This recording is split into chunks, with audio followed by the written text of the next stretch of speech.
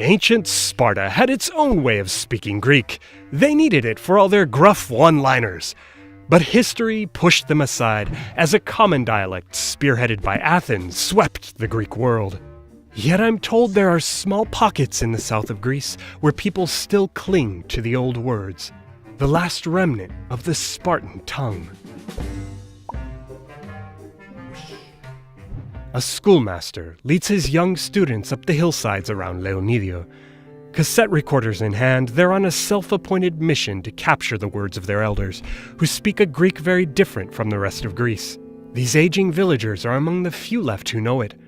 For him, it used to be a quirky way of speaking at home around the table, but now he sees in it a lone descendant of Doric, crumbling into yet another Greek artifact. Doric? Yes, the dialect of ancient Sparta. While Athens forged trade routes, generated culture, and spoke Attic, Sparta was busy speaking Doric and grabbing all the barracks upgrades. They said things like ha mater, ha hamera, and of course, Sparta. But in Athens, those a's changed to he meter, he hemera, or, get this, Sparte. Sparta's long alphas and military might couldn't stop Attic from growing into the Greek to replace all Greeks. With one compromise, it wasn't fair to ask everyone to give up all of their own words. Why not mix the dialects a bit? So the koine dialectos, common dialect, was born. The Hellenic world expanded, and koine could be heard from Turkey to Egypt to Italy and Syria. If you head down to Sparta today, the Greek there is the same stuff you hear up in Athena. Spartans even ended up with the Athenian pronunciation for their own city. Nowadays it's, well, it's Sparti. Sparti. So where did that Doric A go? An 80-kilometer drive down a thin, parched road morphs into a twisty mountain passageway that finally leads you to the schoolmaster's quaint town of Leonidio. You'll know you've arrived when you spot these blue bilingual signs proudly touting the local villager Greek on the top and a translation in, real Greek. One sign clearly spells out the language's name. Agrusanamu inita tsakonika. Ha! Short and easy, like any good Greek name. Did you catch it? Tsakonika. Blah, blah, blah. If that left you speaking in tongues, call it Tsakonian. This might come from the word Laconic, not as in wit, but as in Laconia, the region around Sparta. Coincidence? Or is there a real ancient connection here? Well, we already have one way to test their Spartanness.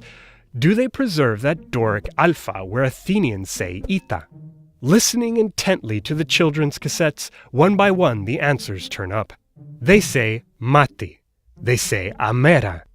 But it gets better. The mother is amati, and the day is amera. These are as exactly where Athens gives us e. That's enough to raise eyebrows, but there's another rarity. Ancient Greek hrunkos and suka once had an u that got fronted to u. Then iotakismos, sounds turning into e, left Greece with rinkos and sika. But Tsakonian still keeps an old u. Shuko for nose, suka for figs. But other words are unexpected if we're hunting for a perfectly preserved dialect. Elegant declensions and conjugations that stood the test of time in modern Greek get tossed aside when we listen to Tsakonian. The fancy forms of a verb like grapho, graphis, graphi, graphu, me graphite, graphun are reduced to the paltry participle graphu. Not very archaic.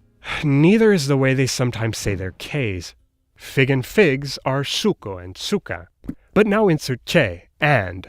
Fig and figs, suko, che suka. This sound change isn't even unique. Indeed, Hellenic linguists have a term for the extreme form of it, tsitakismos, pronouncing che and ki as tse and tsi. But then you hear them utter a little v when they say ovane, the sheep, and avanatsia, the ewe. In Greece, those words are supposed to start with a vowel. Everyone does it. Even before the Parthenon was built, they were doing it. To scholars, the reason for this aberrant vita is as clear as it is tantalizing. Archaic Greek once had a sound w written with a digamma, but it lost it. The root wamn long ago evolved into amn. Not here, though.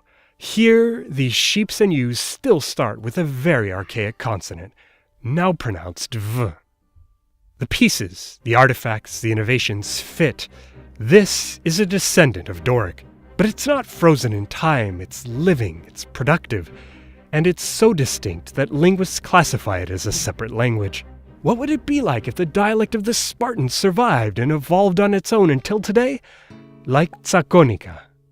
In a country where Koine's legacy, Standard Greek, reaches even the most nestled towns, Laconian struggles to keep its footing. I guess tape recorders and uphill field trips can only do so much. So while you once thought of Spartans as ancient warriors whose faces and voices lie buried in the ruins of this town, perhaps, with the help of Hellenic linguistics, you can find them in the faces and voices of another town, the last remnant of the Spartan tongue. Stick around and subscribe for language.